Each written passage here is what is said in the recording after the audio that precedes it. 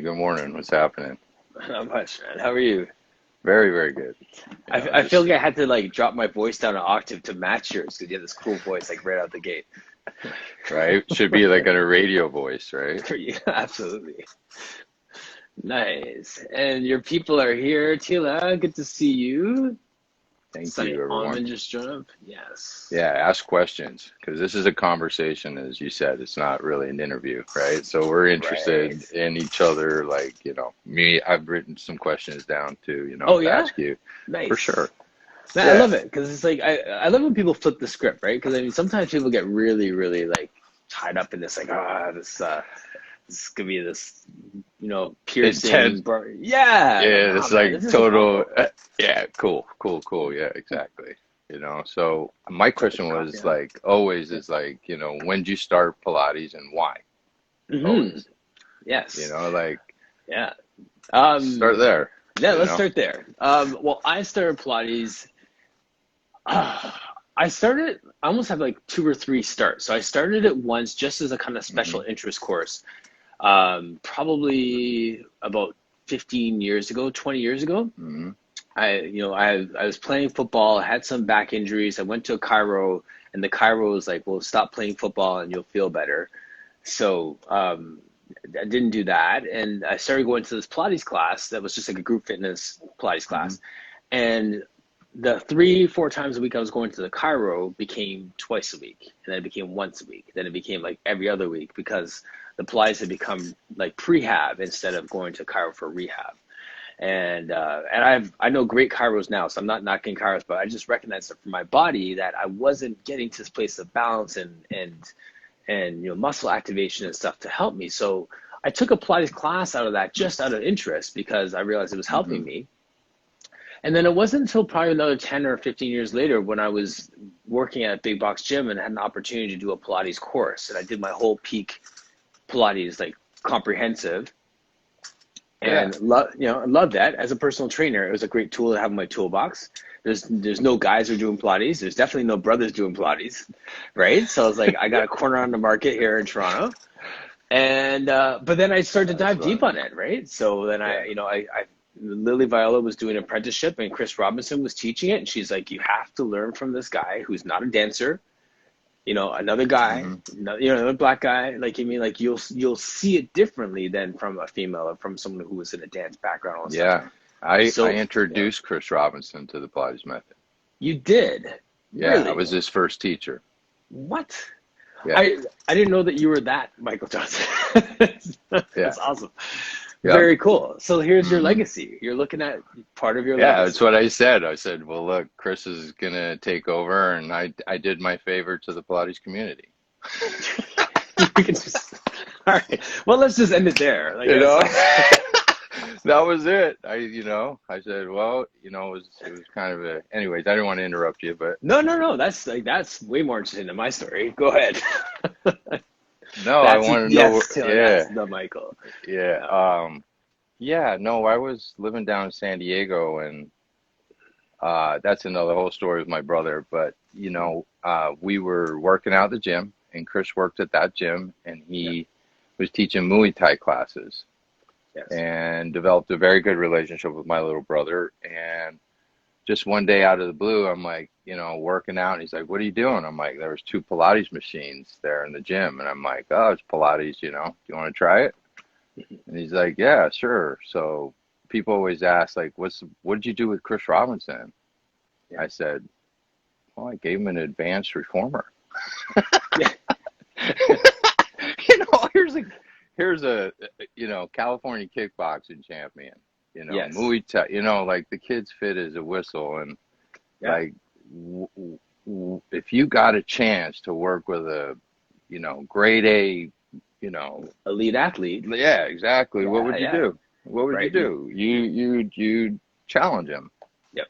right? You make him Absolutely. feel something, or kind of whatever it was, and he got off that reformer, definitely challenged, and he's like, wow, I feel something, it was like, and he couldn't put his words to it, Yes. and I've been chasing that, trying to give him that answer for like for years, and I think I finally, after 40 years of practicing, 40 years of doing this method since 1983, I think that what everybody's looking at is that this is a fascial strengthening system. It's not a muscle system. Right. And what he felt was the fascia getting organized. Yes. And it's in my belief, an organ all to itself. It's a sensory organ, right? Yes, yes. Yeah, and I think prior, like 1920s, that a lot of exercise systems were based off of fascial models. And then when we decided to dissect the body and throw the fascia in the garbage, and then look at this muscle, crosses this joint, so that must be the most important thing in the muscular skeletal system. Right. And we became muscle experts and wanted hypertrophy and, this whole landslide of things that have evolved out of, disregarding fascia. The Arnold Schwarzenegger era is what obviously impacted that, right? Like the bodybuilding. Well, there was a collision of, like, if you look at sports science over the centuries, right? Gymnastics had the biggest impact on all methods. It was German gymnastics, which is Pilates, and then there was Swedish gymnastics. Okay. And those kind of developed your calisthenic gymnastics world, and the Swedish kind of went more physical therapy, I think. Okay. Yes. So we had this big division in 1940 where you became like strongman or bodybuilder also. Right. So, and that's where all that muscle thing started coming into, fitness. But our highest paid athletes are fascial movers. Right. They're not muscle movers. Well said. Yeah. So when you go to the gym and you start working on your, that platform, strength and conditioning, you are going further and further and further away from elite athletes. Mm-hmm. And I think that, him being a boxer, it wasn't a muscle system. It was a fascial-based system because boxers don't lift weights. Right. Yeah. Their fascia, their whole training's about, how do I wind up this fascia, coil it, and give you power. Absolutely. The connection to that, if people want another visual on it, is I played a fair bit of squash growing up as well, and like in gyms and stuff. And then every now and then you'd have this 14-year-old, national champion come in who weighs 110 pounds. This big. Yeah. And can just crack the ball, just 100 mile an hour on the serve and return. And you're just like, how do they generate that much power? And they'll place a big muscle guy, and then they'll wipe the court with him, and the ball be zinging by, and it's all fascia. Like there's this power generation. This is what brings me up in my passion in terms, like you asked me, what about Pilates? Well, I think practicing it for 40 years, getting all this super instruction and all these, wonderful inputs that everybody has, and through my own experience and discovery, I realized that I went through a conversion. What I call is becoming a fascial athlete is becoming less quad dominant and becoming foot to glute dominant. Yes. And the only way to do that is through your feet. Yes. Right? Because the glute fascia has 85% fascial inserts. You can glute bridge yourself, you can squat yourself to death and never get really to your glute fascia. Yes. But when you basically grip your feet, like the foot corrector. Yes. That's my favorite exercise. That's what activates your fascia. So we talk about this thing in Pilates like, core, everything has to come from the powerhouse, right? And this is very true. Mm-hmm. But there's a such thing in fitness that when I grip my hands and I create the fascial tension here, that I radiate energy back to the core. Yes.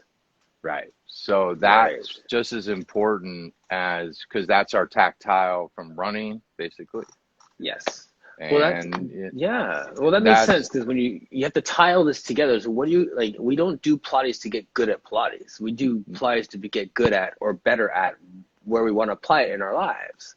That's true, Celia. Yeah, feet to seat. But the thing here is that I think what's been lost here is that the connection from feet to seat And I'll make this very important distinction. And this is what a client of mine, and actually a girl I've known since she was 7 years old. And Mercedes was a premier ballerina dancer. She'd been to a bunch of companies, and she said, "Oh, that's what George Balanchine did." And Right. what George Balanchine did is he pushed the toes down of the dancers and lifted the heels slightly, and he was called a heretic in his day. You know what I mean? Because it was so Yes. different from, but what did that do? It created foot to glute.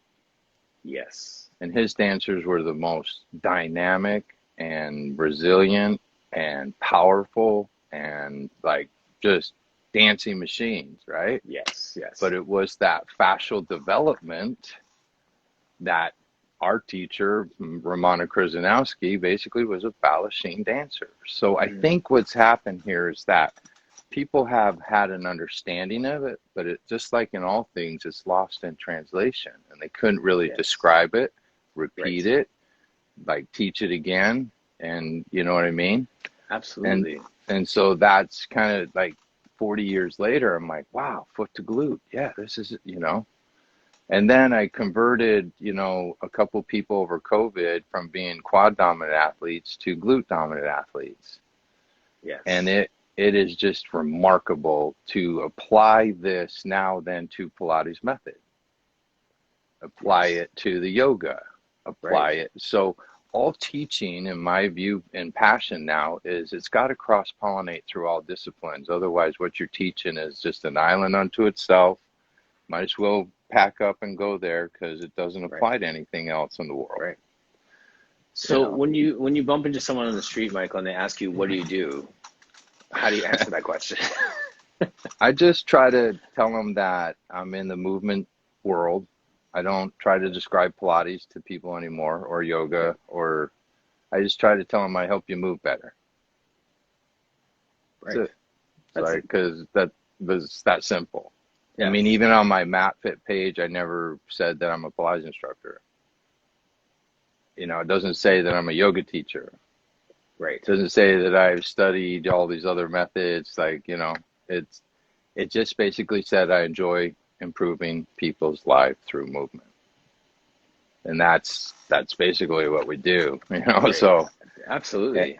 and I've had to, you know, work inside of studios and work outside of studios, and you know, by choice, Hmm. and be the MacGyver, you know, and really to basically didn't matter, and people don't really care whether we study classical Pilates method, this Pilates method. It doesn't matter to people. Right. Right. Exactly.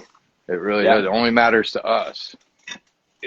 Right, exactly. You know, and that's the, you know, even on my business card, I've thought about that a lot, and I change all of my stuff quite simply to say movement Yeah, specialist, that's right? right. I Because saw that on. That's what was my things here with you. Is like I yeah, wrote it down right here. I'm like, that's good. That's good. Yeah, because because that's. I mean, if we move into the 21st century, right, we're bringing this wonderful German scientist method, right? right, What was it really about? right, It's not muscle health, because go to the weight training room. You'll get better muscle feedback by, you know, weights. It's going to be right, better for your nervous system. yes, But the Pilates method to me was really all foot to glute. It's all about that connection, because when your pelvis posterior tilts, you automatically co-contract with your core.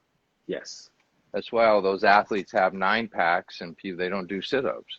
right, yeah, You know, yeah, if you yeah, sit, I'm kidding. I'm not kidding you, because I have a nephew that's on the U.S. ski team, yes, and he's a 90-meter ski jumper and a athlete. You know, like a cross country skier. And I've asked trainers all over the world, everywhere, what would you do with a two-sport athlete? He needs plyometrics and power to jump off the 90-meter jump, and then he needs to be what? Fast as a gazelle on the cross-country skis, right? It's a yes, yes, combined sport. right. And not one person in all the years I asked could really give me a real, oh, he needs to do this or he needs to do that. And really what it is he needs to condition his fascia for both sports. You know what my answer would have been, actually, just that you say that, I would have been thinking initially to energy systems. how do you train energy systems? He needs Well, power for this one is, sport and muscular endurance and for another. yeah, and I'll get off this in a second because Sure, basically and then we can do this together basically. sure. So when you, like this comes from another person, David Weck. Okay, he invented Yes, the Bozu ball, right? And you've yes, been seeing yes, him do this core fist thing, right? So yes, where you triangulate and then bring it over, so you spread the fascia over in your hands here like this, right? yes. So when we do that with our feet, right, Hmm. and you hold like a marble symbolically in your toe like this, right, then you are exercising the fascial puppet strings to your glute.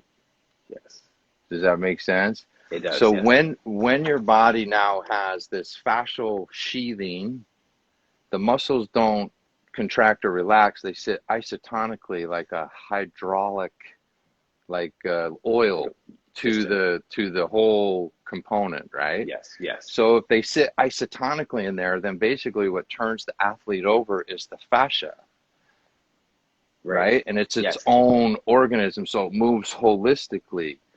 So that's six times, it can contract six times harder than muscle, and it never goes through a lactic acid cycle. So that's fascia conditioning, what I'm talking Right. about. There you go. There it is, right? Yes, So yes. that's really what the answer was. And when we basically got more foot to glute out of him, he started, coming from 40th place and coming in like, it was amazing watching the Amazing. conversion because now he could get to his powerhouse, his glute. Yes. And once the athlete starts to drive from that position, it's just unbelievable power available to you. Yeah. Absolutely. That's why I loved when I was before I got into Pilates and I was doing more personal training. I started to study with Michel Dalcourt with the Viper, right? And he's all about that fascia, multi-joint, multi-planar movements, and just that expression from toe to For fingertip and all that That's stuff. it. Take out all the slack. That's all it Yes. is. Yeah. Good And stuff. Yeah.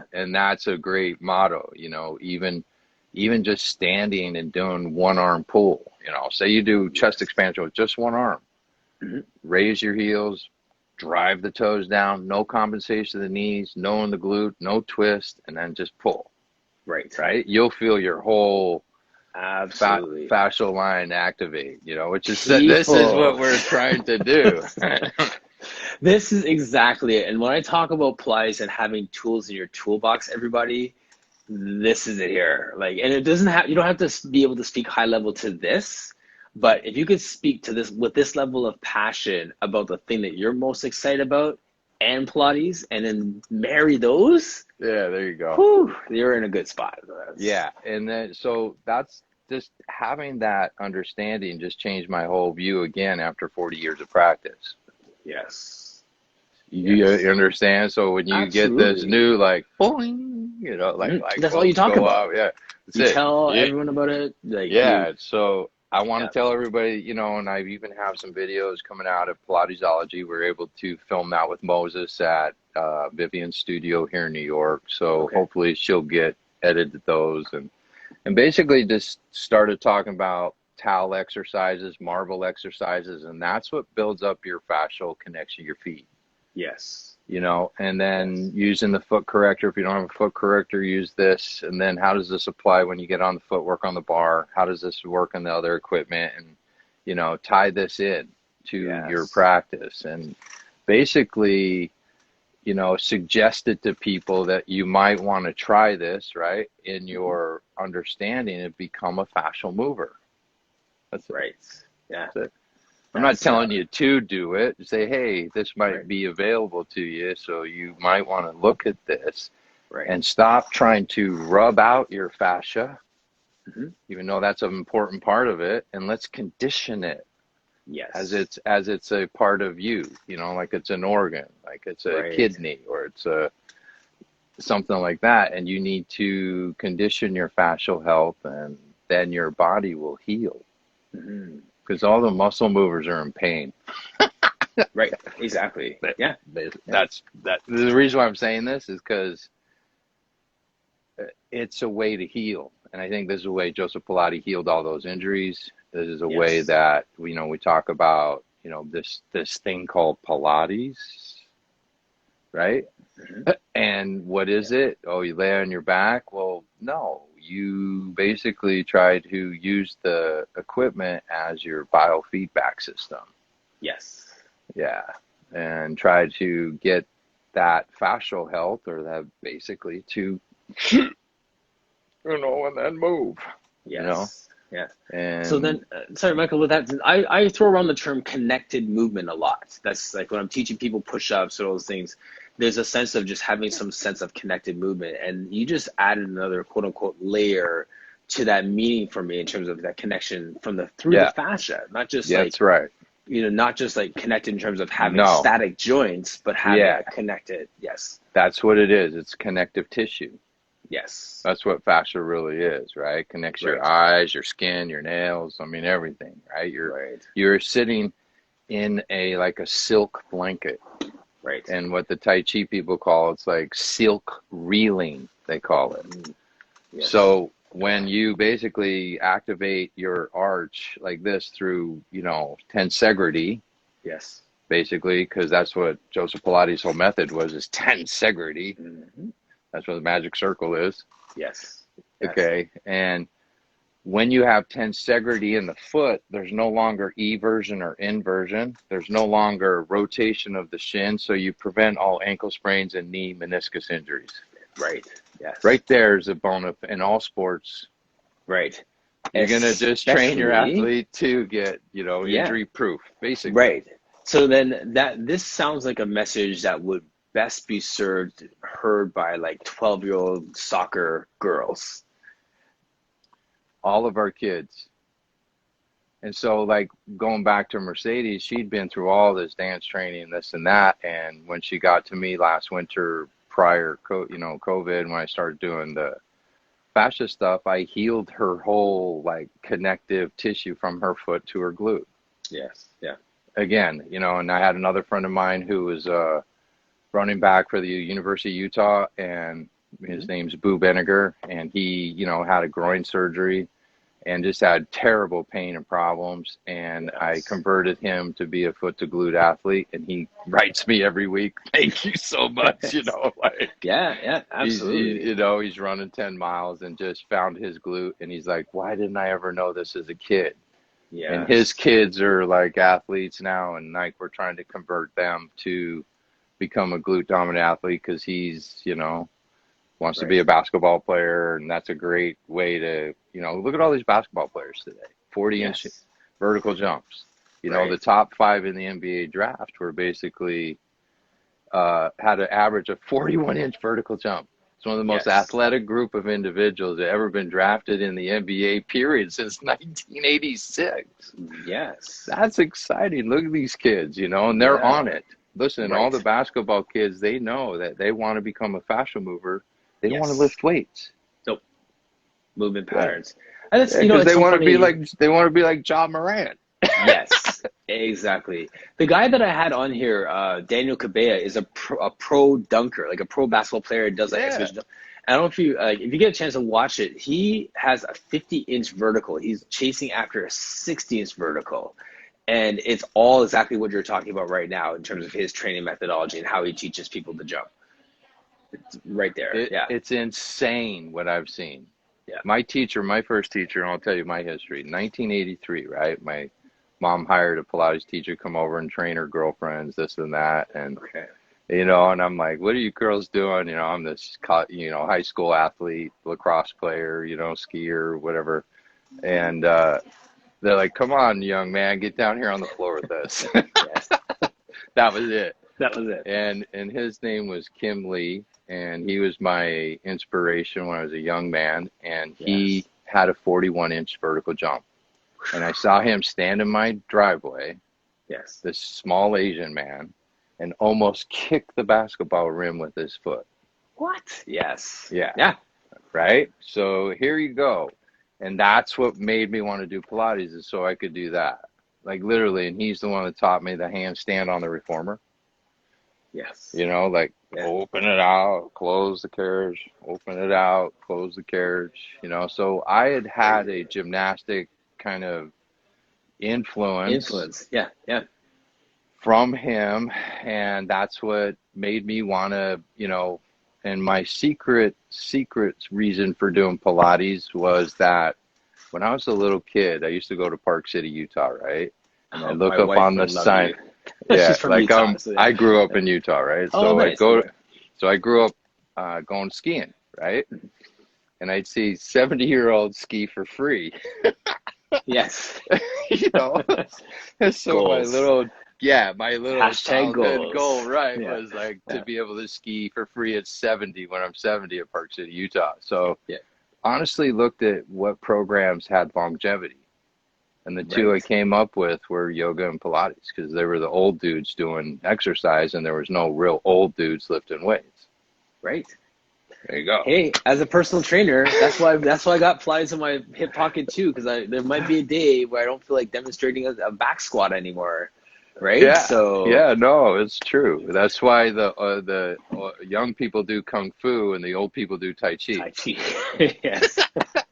Steely Jones has a comment here, Yeah, or a yeah. question. It says, keeping our feet agile, especially as we age, is so important, right? We need our feet to balance and to react to the earth and keep us upright, minimizing falls. Can you speak to that, Michael? This couldn't be more important, Celia. The foot health of individuals is deplorable.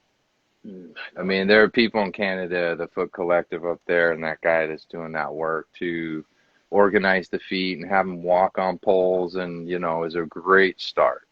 To learn about this foot connection because it is the first thing that touches the floor, and that's what our nervous system's touching.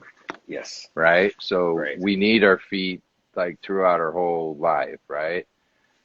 I'm very interested in this because I had a foot injury as a kid coming out of a water slide and I hit my heel on the bottom of a swimming pool. My foot's never been the same. Who knows if I broke anything or did something, but it's just not a workable foot, my right foot. Yeah. Until I found this foot to glute thing, and the fascial health and converted me from being a glute athlete versus a quad dominant athlete. And I was a skier, right? Right. I thought quads were everything, right? Yes. Yeah. They're not. No. I'm here to tell you. And so foot health, the number one problem I deal with, and I had a head injury in 2010. We can speak to that a little bit, but it changed my whole career. And I ended up having to work with, and this is a really interesting story, but one of the neurologists, she was a client of mine actually. And I was helping her with her back pain. And I basically had a head injury. I hit my C1. I had hearing loss, vertigo, tinnitus, the 100%, spine pain, back pain, you name it. So being a injured athlete and having to work, I worked with people that were like, say, 69 and older, all the way up to 105. Right. Yeah. And the number one problem I saw with them was that they all wanted balance. Right. Yeah. And so the best way from your stomach, right? That's what people No, it's from their feet, like just getting their foot health and just being able to use their feet. Yes. Is so that they could get to the powerhouse. It wasn't the other way around. It was yeah. Yes. This couldn't be the best gift you could give somebody in the world. Mm-hmm. Is that even with my online clients, over COVID, I had a 67-year-old woman who had knee surgery, and you could obviously see the knee was different than the other knee, and you could, I've known her for years, and her left foot was just like, it'd step on the floor and it would just bounce around like this, like trying to find, and this is really what it is. Nervous system, your brain can't exhibit power when it struggles for balance. Yes. So you give the body balance, and then guess what? It can exhibit power. Right. That's how the brain works. Right.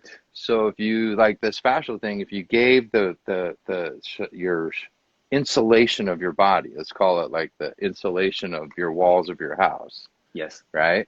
And if you give that, security to have balance, guess what? Then you can exhibit power and then train that, for stability. Yes. But if you don't give that brain that input, then you're just basically, it's like a disservice to somebody. Yeah. You're just jumping not in sand. Yeah, exactly. Yeah. So Yeah. yeah, Celia, the most important thing is, yeah, it's foot to glute, right? So this Absolutely. whole connectivity is what I think Joe Pilati, from my best guesstimate, practicing his, system for, I'm still being passionate For a about it couple 40 years. years later, yeah, Yeah. that Yeah. that I literally know nothing, even That's all good. these years later, which is so Yeah. cool. Well, Yeah, I'll tune out if anyone thinks that they've arrived when it comes to Pilates in our bodies, right? yeah. There's so much there. So Yeah, much no, there. it's and then what it does for me is it's like it gives me the terminology. It Yes. gives me like I can repeat this experience now and give it to other people, and Hmm. that makes it scientific, right? So if I Yes. can convert you to be a glute athlete, glute dominant athlete, I can do it to an 80-year-old person Absolutely. Absolutely. Because the because our principle brain, remains. yeah, because when you learn to walk, look, when a kid stands up, right? Here, I'm gonna stand up. What do? They're sitting against there and they're struggle for balance, right? So the Yes. kid's Yes. sitting there against the coffee table and he's trying to figure out. And then all of a sudden he shores up his feet. And all of a sudden, Yes. I get really excited because now I feel stable. Now I take a Everything's step organized. and then Yes. boom on their butt, right? So Right. Yes. so what you see, and I have a client who had, and this is what really solidified me, is I had a client who had a young kid, right? And I used to go see him, and I'd watch her, the development of her feet, pressing her toes down into the ground. Yes. And I'm like, it's been in nature right in front of us the whole time. Right. It's right there. Yes. Yes. Here's Sunny's going more Joe's comment, Sunny Almond. So with my 87-year-old client, we work on walking and balance, even the toe corrector. She cannot manage the foot corrector. It's a goal. Yeah. Correct. So Right. yeah, it's so what I was going to say is early on, and I've actually contacted a few doctors, and we're actually trying to do some scientific studies on this actually, that when you use your fascia, you develop more collagen in your bloodstream. Your Mm. hormonal health is linked to fascial health. Yes. There's so many things that go on with this. And okay, so I'm going to back up. So your brain decides very early on whether you're going to become a fascial mover or a muscle mover. And so you can make that decision and become a fascial mover later because your brain knows and recognizes this as its own individual organ. Yes. Yes. So you can Because it's convert available anybody to at you. any Yeah. time. Yeah, exactly. Right. That's Absolutely. what I think Joseph Pilati was trying to do, and Right. that's as an understanding from his fascial fitness and feeling this Hmm. connectivity we talked to. That's what I believe or trying to practice now. Yes. And it's a wonderful thing, basically. That really echoes with a lot of real forward thinkers in the sport performance world as well. Like Shea Yeah, Pierre, a gentleman who lives, funny enough, he lives just up to his studio's up the street from me. He was in the CFL. He trains a lot of young football athletes and other athletes for combine prep, right? speed. You're right. All Speed, this. power, Yep. stuff like that. But if Yep. you look at what he does, if you look at his video, it's like little foot exercises, like toe turning in, and like all these little the minutia of these activations to get that same toe, foot, There it feedback, glute is. activation. It's all there. So the It's all. conversation Yeah. is It's all about all. feet. We talked about feet for like 45 minutes. You are going to get paid millions of dollars if you have a stronger foot to glute connection than any Yeah. other guy on the floor. I don't care if it's the football field or the boxing field or track field or whatever it is that you're in. If you have developed a stronger foot to glute connection, you're going to win. Right. And that's all people Absolutely. care about in that Yep. whole thing. Speed kills, man. Speed kills. If you can find it. Yep. Jasana's question here is, when is your book coming out? Oh, I don't know. I don't know if I'm still just discovering this. I want to share it with people like yourself and everybody. And part of one of Yes. the reasons here I wanted to get on with you is just to get out of my own comfort zone, Yes. Nice. and to talk with people like yourself that are passionate about and like-minded individuals. Yes. And I've listened to a lot of your conversations with the Pilates world. Unfortunately, it's just filled with tragic. A lot of Yep. stories, right? Yes. And Yes. I think we're in a different era now than my younger years going to learn the system. And I Mhm. think it's I would just say this to everybody. There's no such thing as the Pilates community.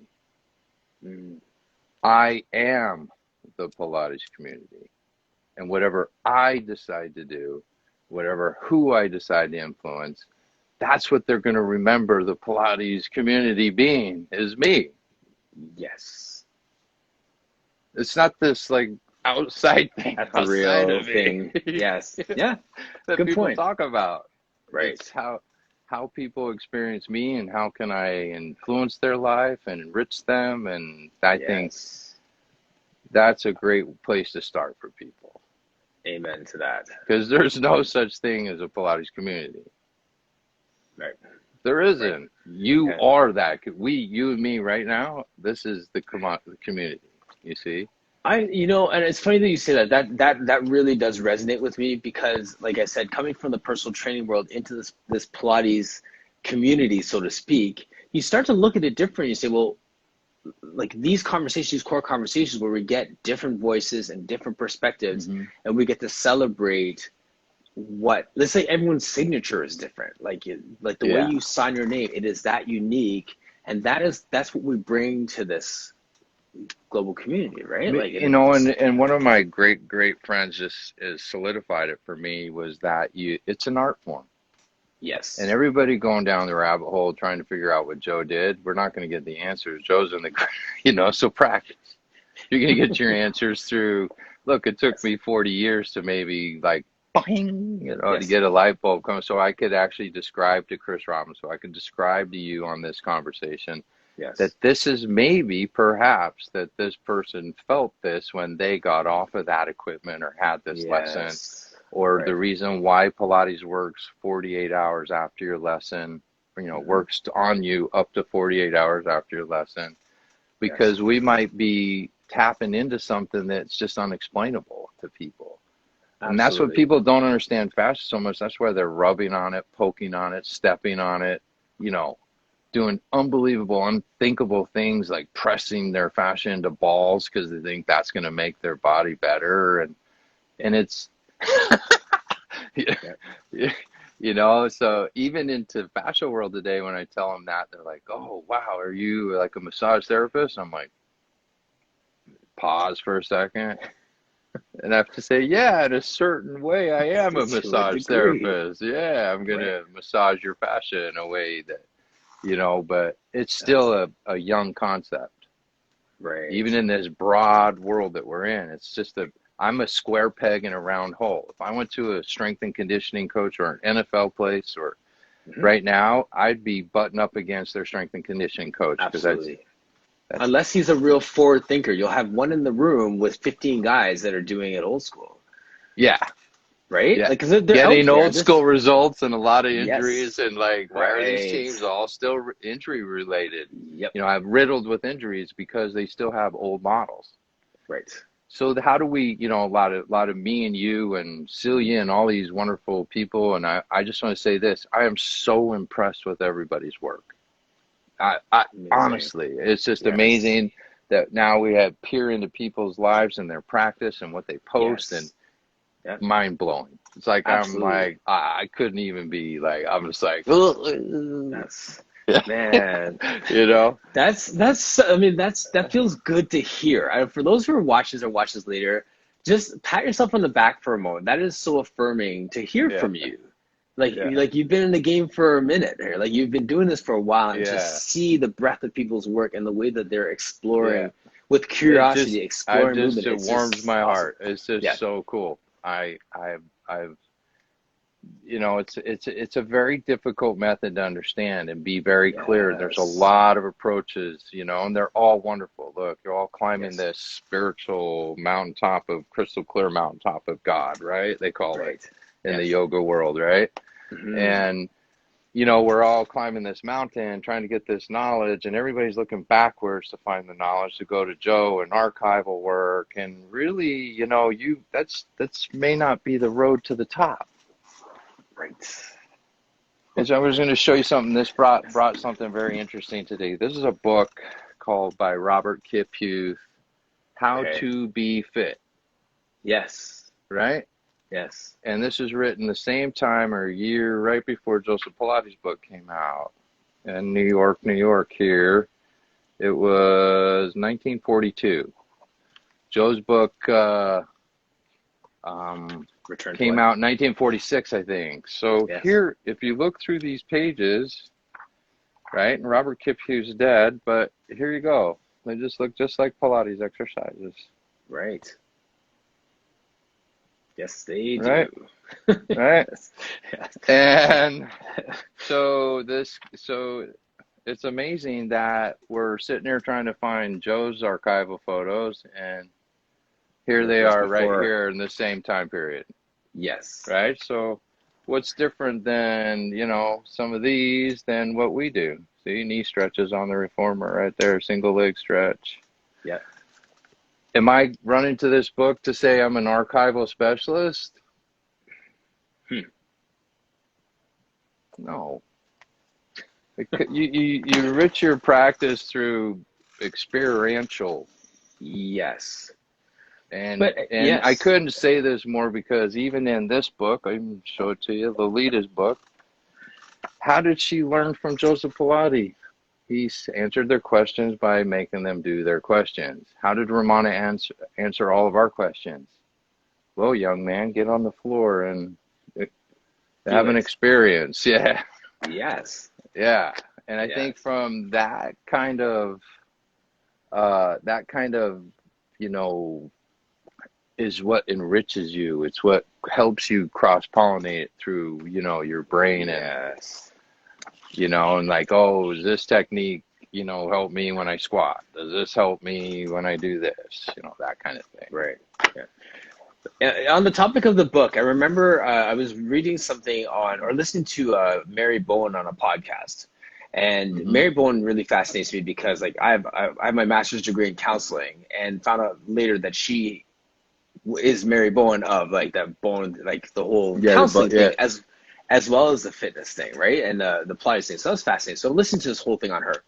And someone asked her about writing a book, and she said, "I'm still living this book." Yeah, that's a great answer. How can we do that? I don't like standing there by myself, and I've always said this when I've gone to conferences and stuff. I'd rather teach from a we standpoint than a me standpoint. Yes. And I've tried to align myself with the front runners and those, going to those conferences. Hmm. They were not interested in the me we message. Yeah, they say it to me in my face, but when I say, "Hey, I'll make the time and effort to come over to your studio. Let's package this together." No time. Yeah. So I was like, okay, whatever.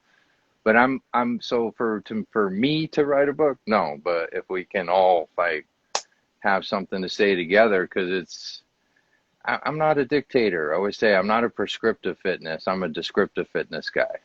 Well said. Well, When you come to my yes. class, it's about, hey, let's describe what you might need in these skills and drills in this exercise to perform maybe this thing that Joseph Pilates called, you know,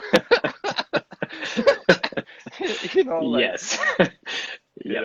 and have a sensation and practice this because, whatever, it's part of the rigor of, and Yes. the rigor of like, exercise. And this is what I always say to people, and I blame my yoga teacher for this, is that all exercise systems are measurable.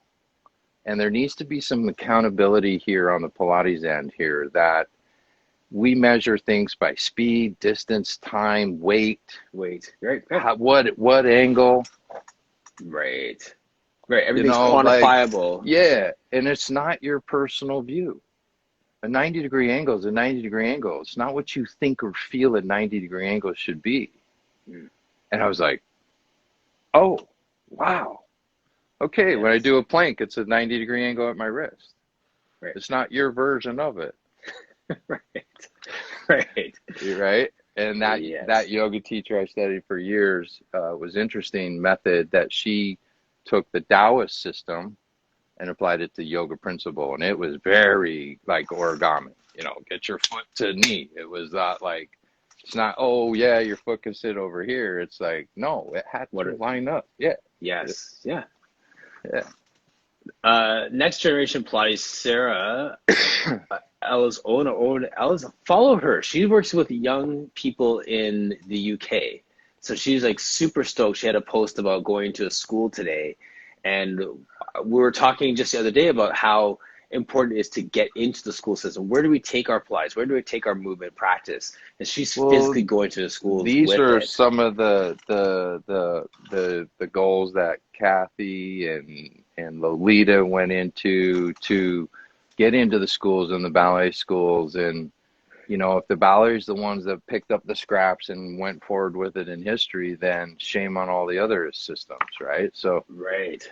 it's so then we end up teaching a lot of the ballet kids, and we're trying to help them, not break themselves in that rigor, those classical methods, right? Yes. Yes. Because basically, you as an audience member don't care if your performer's broken. We just want to see the performance. Right. So, Pretty much. it's like Yeah. you don't care if the football guy's broken. We just want to see him out there Yeah. running. Yeah. Are you going to score or not? Like, I mean, I have money on this. Like, let's go. Right. What Exactly. are some of your passions besides like fitness? Like what do you like something that You know what? I'm a classic car guy. I have to say, I'm definitely a classic car guy. And as much as we like our Pilates authentic, I like my cars analog and authentic too. I like the roots of it. right? So I have my 86 944 that I like to get out and just drive around in, and just that's my place to just connect and to just find somewhere to sit down and journal and just capture all these thoughts and all these things. So that's Yeah. my way to do it. So Cool. Well, I'll just share with you one of my other I have an art page and I'm a fly tire designer. So and okay. I I've been fly fishing for gosh, I can't even remember how many years now. But that's where I like to go is the Catskills, New York, and get in the Yes. river and get in touch with nature. And it's such a Zen sport. And people Yes. ask me, at 55, what are you doing? I'm like, oh, I'm getting in shape to go fly fishing. Yeah. And they're like, what? I'm like, What? yeah, like it's Yeah. my other fly page is called The Fly Warrior. Okay. And I do all the artwork there. So I'm real passionate about artwork and getting involved in that community. And I volunteer Amazing. for breast cancer recovery.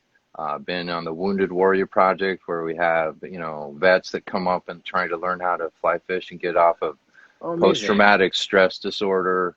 Yes. And that's what we could also discover coming out of, this COVID is we're helping people really transition out of what I call a post-traumatic, experience.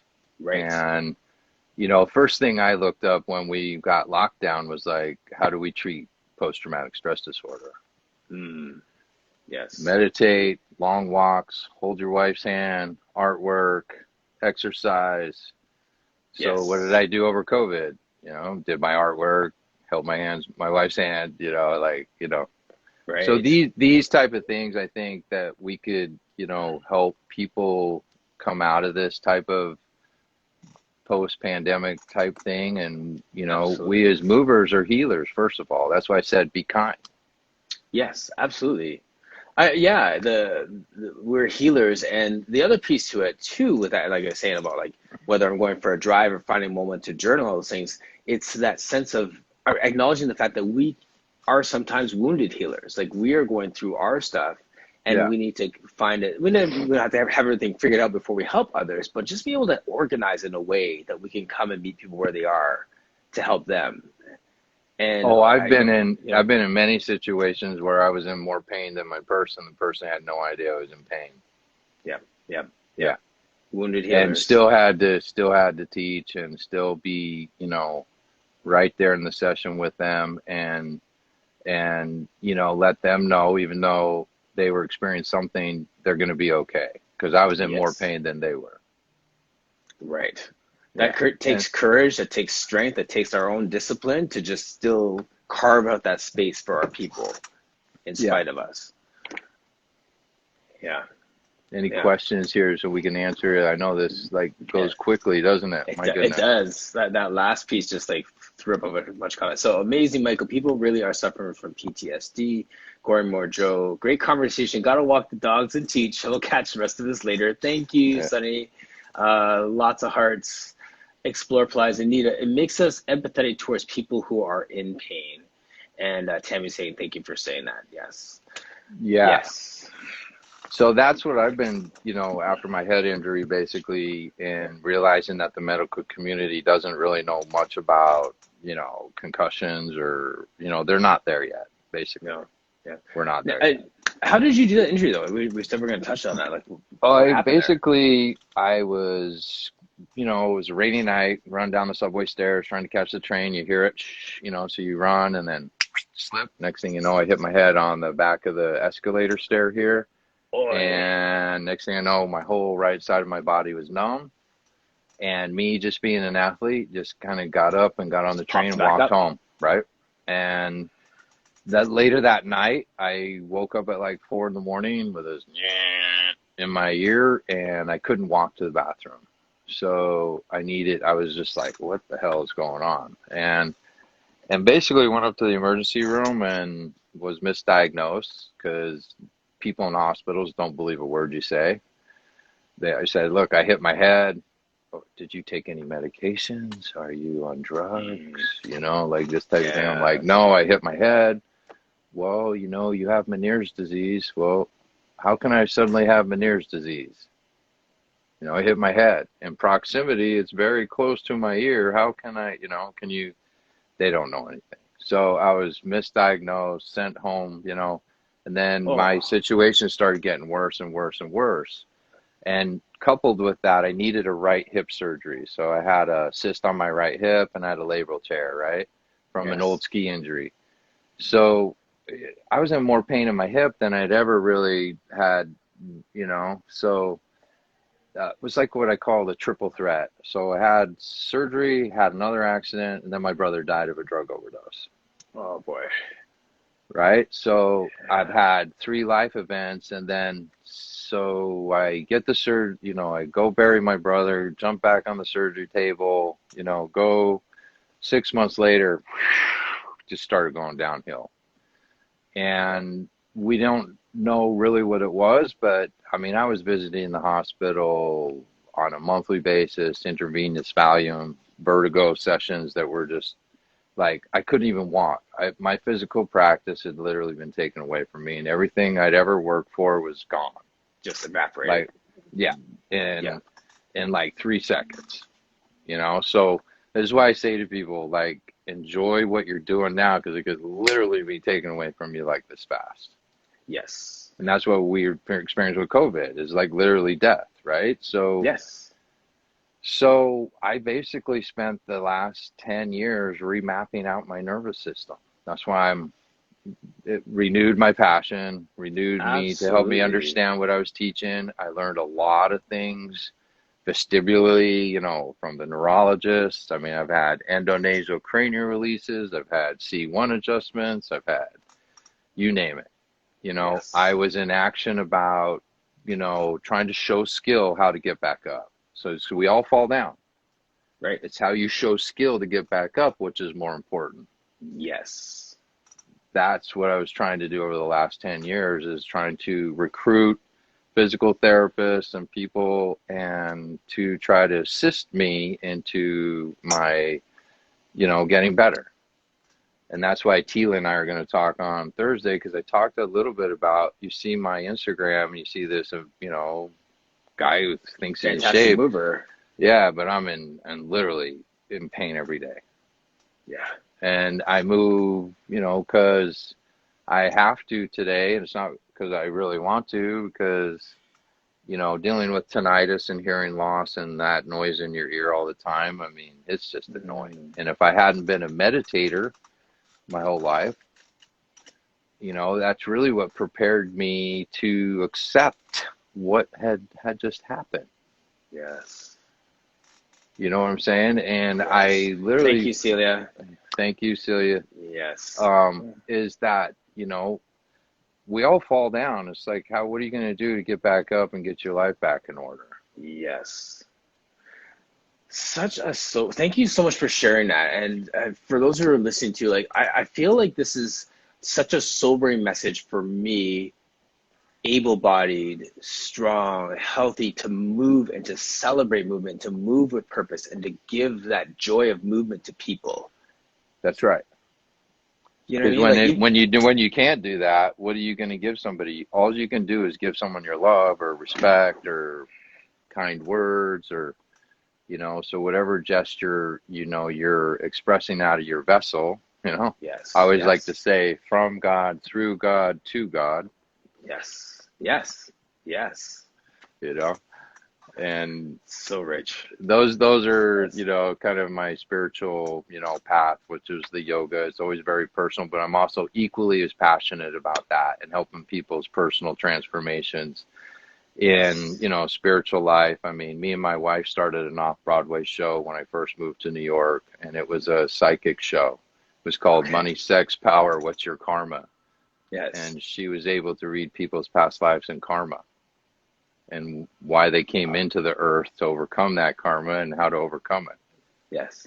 So yeah, personal transformation's always been, highlighted. And another thing, I grew up in Utah, and I was best friends with a Native American medicine man, and he took me over to the reservations, and I've been in all the sweat lodges, went to the sun dances. I've, watched how they pray. And so I had a Yes. really early on in my childhood, like, was interested in spirituality. Yes. There's a depth that comes with that. Absolutely. hmm Yeah. Yeah.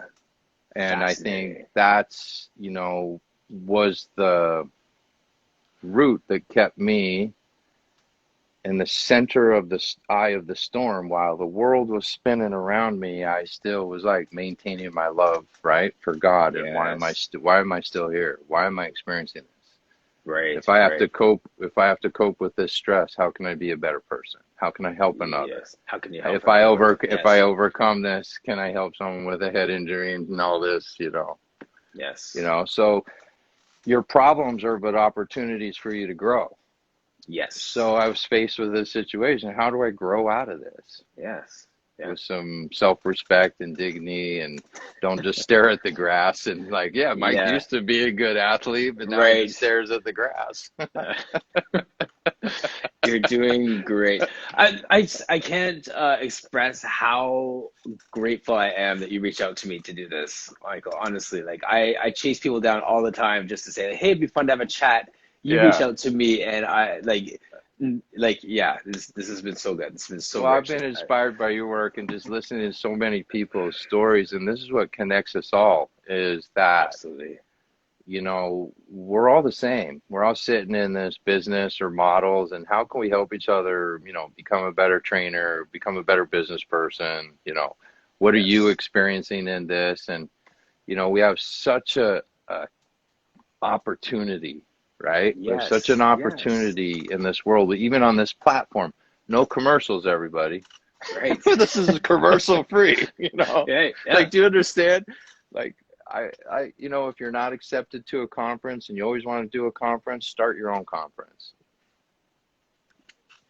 I read stories Okay. in Vogue all the time about, these black people in Stockholm weren't accepted in the fashion industry.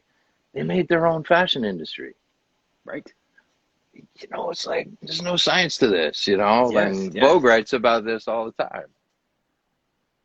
Right. So they write about people like, oh, I wasn't accepted in this industry, so they went out and were the industry. So Yes. if the Pilates industry doesn't accept you, then be the Pilates industry. You go out and do what you need to do. Don't That's. wait for an elder or somebody to tell you to do it. Or I Yep. mean, I'm not, just because I'm a second generation teacher, I don't hold that over people. I'm just learning like you. I tell people when I go to teach people, like, I'm just a practitioner like you. That's it. That's it. I don't, I may have something cool to share with you out of my experience, but let's move Yep. together. Right. Let's, we share the Let's air move together. Let's together. Yeah. go. Yeah. Yeah. So, and I, you know, want to come back out and help define what I've discovered and help people learn, and help you say, discover this fascial connection and have you go try it out and then come back to me and say, oh my God, thank you. Or Yes. that sucked, Michael, I don't get it. Or that helps too, right? That both of those make us better. There it is, right? That's Right? what we're here to, so we all got a little lonely in COVID, and I've seen all these things happen, and all it takes is like to say, hey, Martin, I like what you're doing. I want to be a part of that. Yeah. How can we, and I still have more to learn about you, right? So yeah. Well, round 2 will come for sure. I hope so, so. Now, I'm looking forward. So what time is your talk with Tila on Thursday? It's at 1 to 2 o'clock. Okay. And I can't wait. We talked a little bit before, so it was kind of, I was nervous about these things, and it's like you shouldn't be, right? So once we get on and start talking, it's like just like anybody else, right? Yeah, you forget that there's people here, right? Like you're just like man to man, eye to eye, and we just talk, we just go. So I'm really looking forward to hearing that chat with her. That's gonna be good. Just a few more comments coming through here. Yeah. Each of us have a trauma events in our life. I have only shared a portion of my trauma journey. One Eastern. Okay. Yeah, no, it's good. Amazing. I could just keep this going. I know. and well, so why don't we? So I want to ask you one other question. So how do you, see us, like I said, I see a global movement, and I see this art form, I call it, and it's very expansive now. Look what's going on in Europe. Look what's going on down in South America.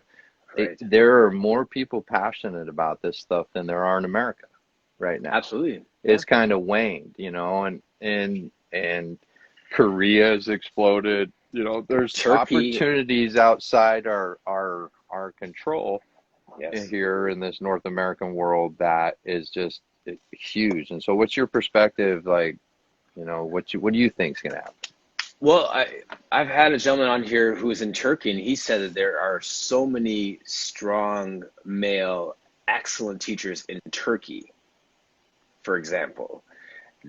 Cecilia Jones here from Australia. There's people in other places of the world that you think that Pilates is only happening in North America, only happening in the US, and you see all these places of growth.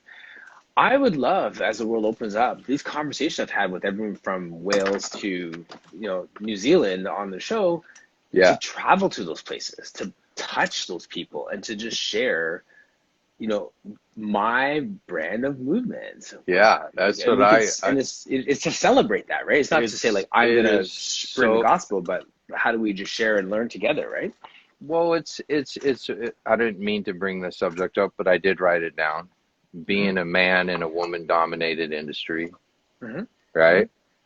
That's always been a very, let's say, I usually walk in the room very carefully.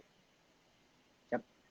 So I have to be more careful than anybody else in the room. Right. Yes. So, and, I have kind of actually stayed away from studios and kind of distanced myself because I didn't feel welcome. As a second generation teacher with 30 years under your belt, 40 years under your belt, still that sense of not feeling welcomed. Yep. Yeah. And that's not me. That's just what's there. Yes. So I, seeing other men in other countries take this on, because it didn't go very well in our country with that. Right. We know we have a few guys. That's it. Yep. A handful of them. You can even name them on your, I can. Absolutely. Yeah. So I've always kind of was, very cautious, even my yoga teacher was an NFL football player, right? Okay. So he was a running back. So even when I took his teacher training and went into the yoga rooms, number one conversation he had with me was like, look, this is how you're going to touch somebody. You're not going to touch them. And this was 1985.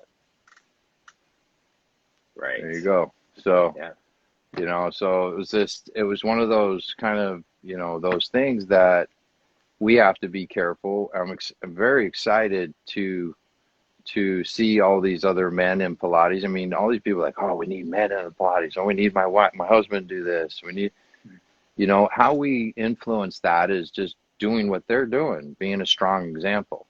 Yes, exactly. And in another part too, Emmett Younger right here is a great example of a man who's just a fantastic mover in UK and just great teaching and just doing great work. Follow him as well. But even this morning, there's a gentleman who I used to work at a big box gym with, who's a personal trainer who loved taking Pilates classes, never taught it, but was a personal trainer.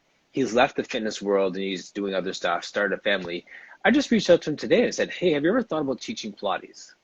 Like, I'm physically going out and finding these people now. I'm going to start to just pull them in because I know that he's a great mover, good Mm-hmm. athlete, very good personal trainer back in the day. I just need to teach him this language. I just need to connect him with people that understand this language now. That's what it is. And to me, what I think could help move us all forward is that this is the most advanced mobility method I've ever discovered. Absolutely. So define that. So mobility is different from flexibility, right? So Yes. flexibility is what? That we can stretch a joint passively and then we stretch this muscle over a joint, right? Right. So then mobility is like me taking that same arm bone and me what? Moving it over their self so that the articulation in the capsule moves, right? There's actually Yes. articulation in that joint and separation. Right. So Joseph Pilates method is basically mobility method on steroids, basically. Absolutely. And if Absolutely. you understand that, then this method just infinitely gets harder and harder and harder and harder. Well said. It's true, right? Because then you realize, okay, I got an onion. Oh, wait, there's another layer. Oh, wait, there's another layer. Oh, wait, there's another layer. Yeah, and I Yeah. think that men or anybody who's a mover can unpack this and have a great experience again and renew this whole thing of what it's like to move from this perspective versus what they've done or experienced in their life Yes. and yeah, there's huge opportunities there, Absolutely. huge, like, and it can still grow in those areas, right? um Absolutely.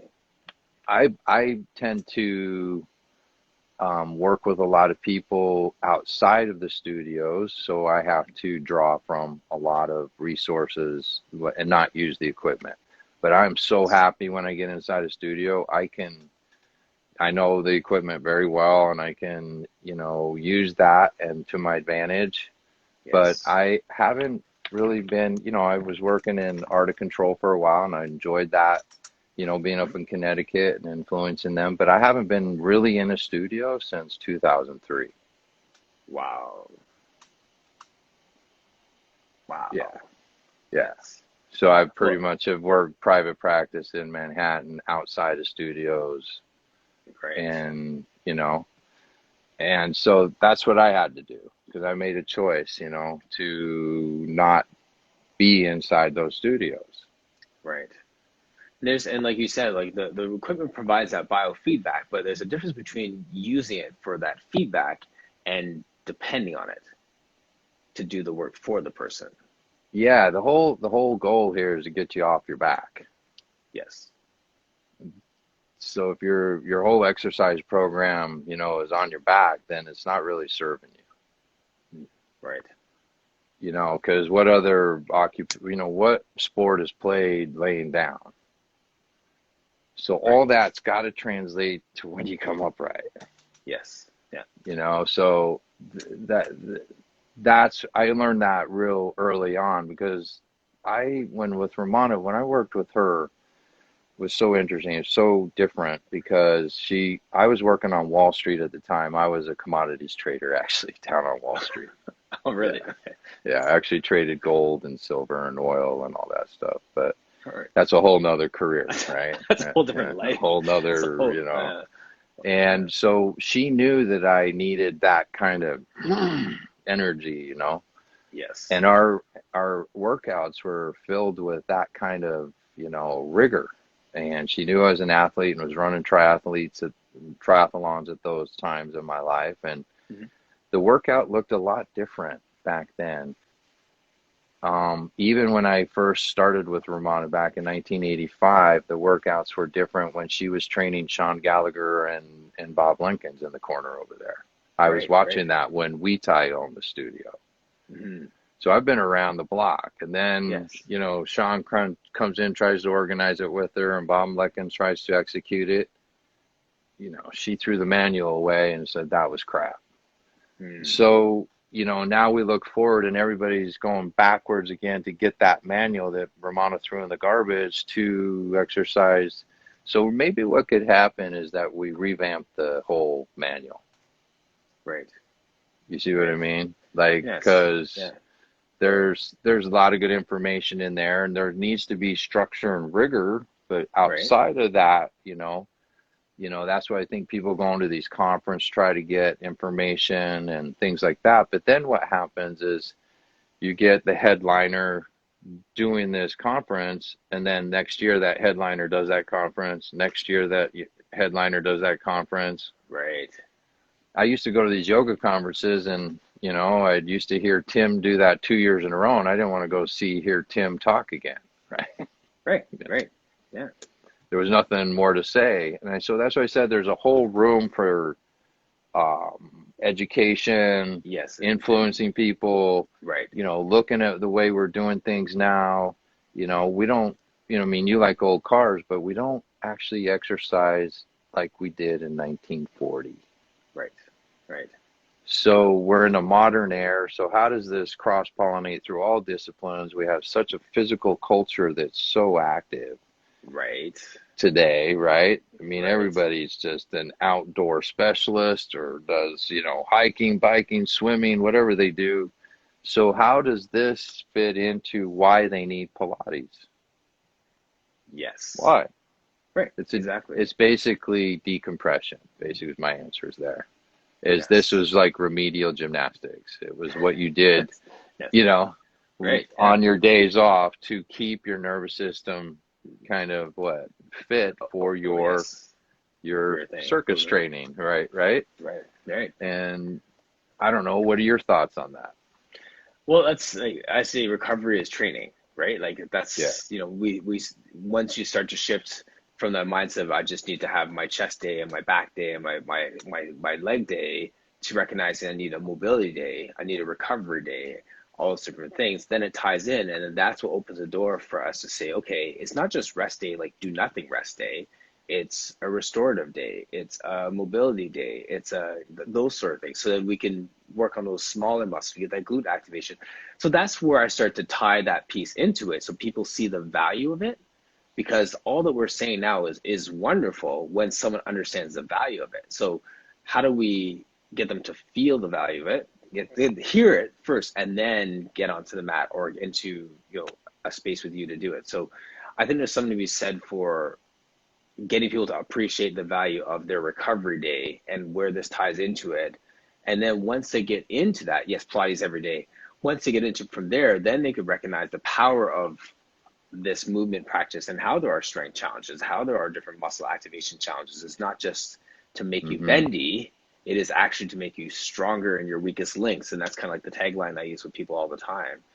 And that's Like, what we were talking about earlier, right? Take out the right. slack, right? Yes. So Yes. Yeah. no slack, right?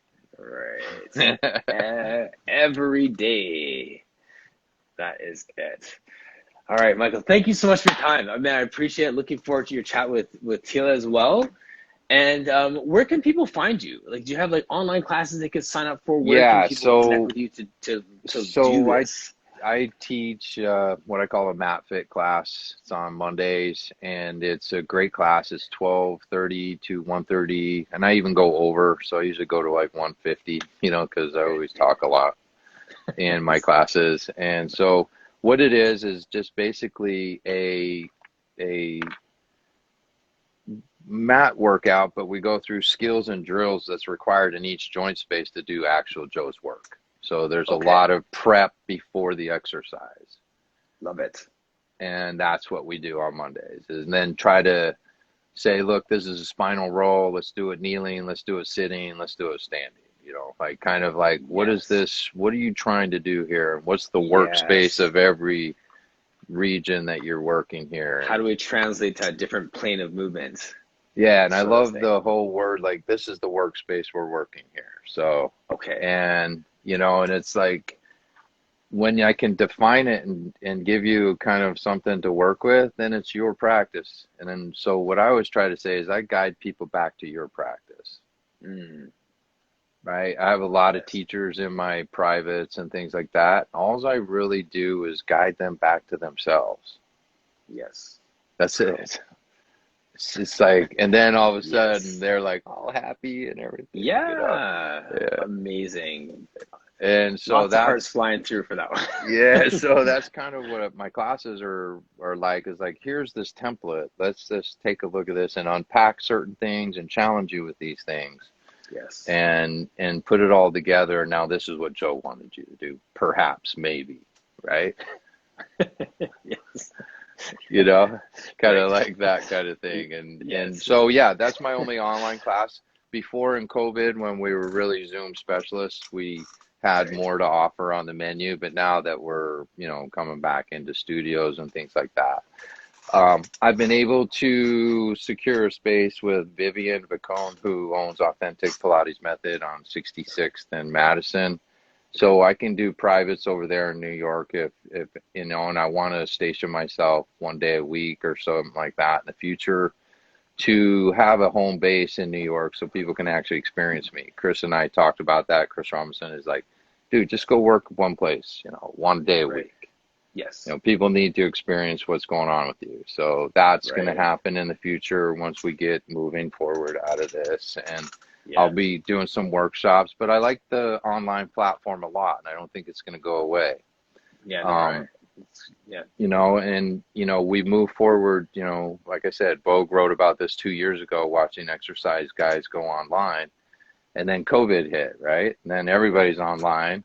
Everybody's like, oh, you know, you can't help people on Zoom. And I'm like, Mm. no, you can. And You what it can. taught me was how to communicate better, how to instruct Absolutely. better, how to Yes. lead people better, how to, so it taught me a great skill. So Right. I Nice. was, so that's how you can get a hold of me. I don't want to keep you here. Man, I I'm feel looking like we forward could. to oh, we could definitely and your it looks like your registration for your class on Monday is just like tripled. Like Yeah, off. well, thank you. Yeah, Yes. not intentionally, but yeah, you Yes. can teach. I've been coaching people online. Like I have a couple of studio owners that get inspiration from me to help, and we all need that from each other, right? I'm We a do. teacher. Absolutely. I Yeah. over COVID, I explored three different, you know, movement specialists, a dancer out of Norway I took a class from. I took a pain class. I took, you know, yeah, Yes. you know, it's so important to learn from each other and get inspiration, because that's what you use to teach with. Is what Absolutely. inspired you 2 days ago, or what did you hear, or whatever, and then that becomes you, Yes. and that becomes, you know, what I teach you or whatever that week. But Yes. yeah, that's what I'm up to. So online kind of business, and then when I can get back in the studio, yeah, we'll try to do that again. But That's exciting. that's it. That's it. That's what I'm Great. up to. Amazing. Thank you for your time. I'm gonna reach out to Chris and just tell him that I talked with you. I just that was so fun to be like, you're him. I didn't even Yeah, know. That's awesome. yeah, yeah. And, That's and so every good. time he comes to New York, we have dinner, and you know, we talk, and we don't Yeah. even have to even talk about Pilates actually. No, that's the best kind of relationships. Yeah, Like we you can actually, just and go wherever you want to I'm go. so happy for his success, and you know, Yeah, it couldn't yeah. be happier, right? Because as a teacher, I want you to do better than me. Yes. Absolutely. Honestly, that's Yeah. that's the honest truth. I Yes. couldn't be happier, you know, Yeah. and that's why I said I'm very impressed and very. I just love watching everybody, you know, Yes. struggle with this or do whatever they're having successes with it or Yeah, whatever yeah. they're doing with it, because you know, I'm still amazed I'm still doing it this many years later. Right. This, Michael, this right here is part of your legacy. Really, it is. It is because if I never found, Chris Robinson and that he just turned me on to diving deeper into this work and recognizing that men need it and then recognizing that we need a platform for people to see people like him, people like me moving in this, I wouldn't be doing this. So you finding him and him finding me brings us full circle to this conversation. So this Yeah, is one sliver of your legacy, and thank you so much for challenging him that day because that yeah. brought me to this place. And that's what it is, be Yeah. kind. That's what I said. That's my main Yes. message. You said, what's your main message? I said, be kind. Yeah. Because what you give out, you get back in the world. And if you smile at the world will smile back at you. Yes. Absolutely. All right. Thank you so Bye, much. sweet. Thank you to everyone. Thank you to everyone who joined us for the chat today. And Mike, I will send you the replay of this after. Thank you so much, man. So Thank you good. so much. Yeah, so Awesome. you that can send people to you, or how do I, Yes. you can show me how to do all that stuff. I don't know. Yes. All All right. right. Take care. Bye. Bye. Take care. Bye-bye.